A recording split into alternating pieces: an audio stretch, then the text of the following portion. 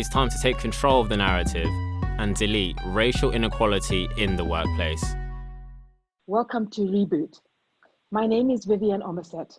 I'm a managing director and senior business manager in City Research.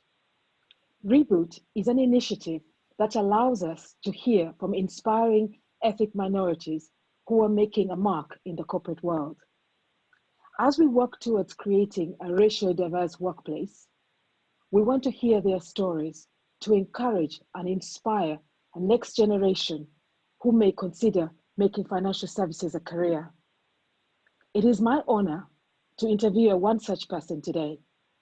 Joseph Sidibe is a senior director in equity sales at Citi.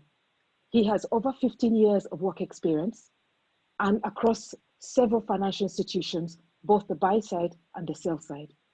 Joseph, welcome to Reboot, and thank you for making the time to talk to us today. Good morning, and thank you very much for having me today. So let's go to the very beginning.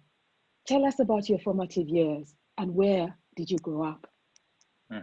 That's interesting because I always, find this question quite interesting in a sense of, looking at my background. So I was born in France, and at the early stage of my life, my family moved to the Ivory Coast, where my dad is from, and I stayed there until the end of high school. When I completed high school, I came to the UK to study, and I've been based here since then. So I actually been living in the UK longer than I've been living in France and Ivory Coast put together. So I think this upbringing has given me a very different view around the world, coming from developing countries, making a sort of a move to obviously the UK, studying here, now working here.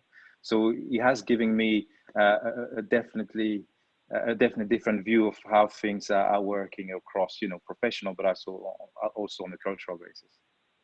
Companies are making great strides around trying to balance and create better, more diverse workplaces in which to create an opportunity for us all to feel like we belong and that we are part of the story.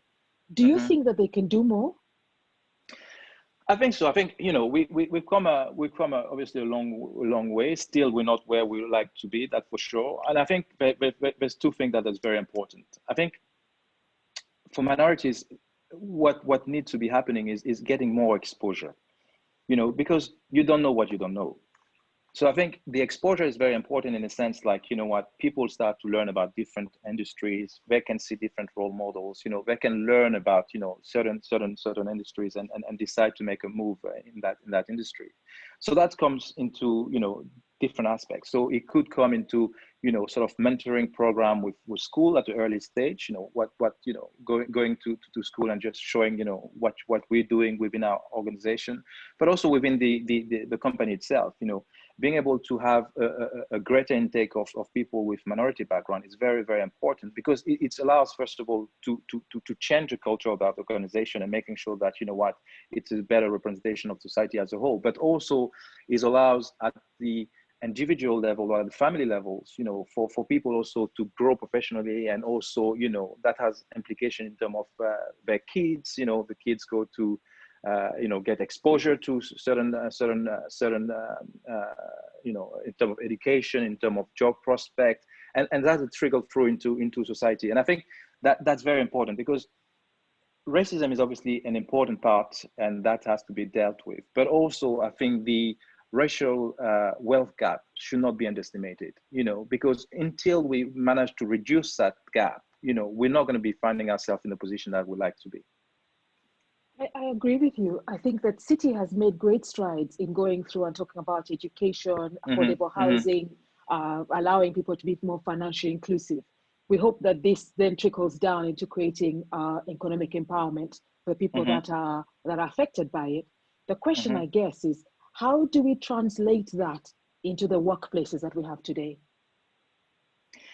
I think this is very, very interesting because, the important thing I think is looking at the start of the organization. When we get grads coming through, we need to make sure that we have, a greater intake of grad from a minority background.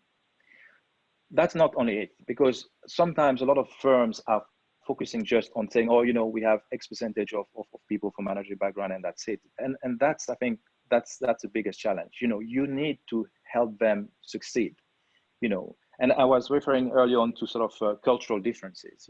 People coming from my background, historically we tend to look at our seniors in a very different way. So, we're not taught to ask question or to challenge basically, the status quo with the seniors, which is in our industry not seen as a positive, because you're supposed to be asking a lot of questions and challenging the status quo to show that you have very much a forward-looking person. So I think they need to have mentoring programs that are a bit more geared toward minorities, to making sure that they understand the environment that they're operating in, and therefore can be successful at their career. And I think that's very important.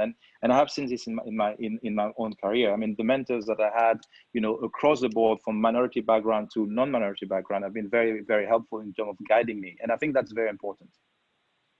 I like the idea that you mentioned earlier around the exposure story. How do we get more exposure to be able to allow the younger ethnic minorities to be attracted to our area, environments like we work in? I think the answer to that is greater engagement, and I think this initiative is great because it will allow us to it's a platform for us to talk about our journeys and what we've gone through. But I think exposure is critical, because we need to show to people from a minority background that there is no glass ceiling anywhere. You can achieve what you want. And I think the big challenge for us is to give the tools to young kids today to be able to realize their dreams. Because if you don't have this exposure, you will not know, oh, maybe I could become a trader, or I could become a very much of a scientist building up rockets to go to the moons, because that's not the world that you're exposed to, you see. And I think that's the biggest challenge that we have. And I think that's obviously, on our side, we need to play a part by making an extra step and making sure that we're giving that exposure to the minority, but also at the broader society level, we need to focus on the racial wealth gap, because that's very critical. And education, as we discussed, is also key. I completely agree. I think education is unlocks so much and gives opportunity to people who normally would not have access. The other thing that you're talking about mentoring. How did you attract the right mentors, and where do they come from? Because most people will tell you it is very difficult to find the right people to mentor you into places like this.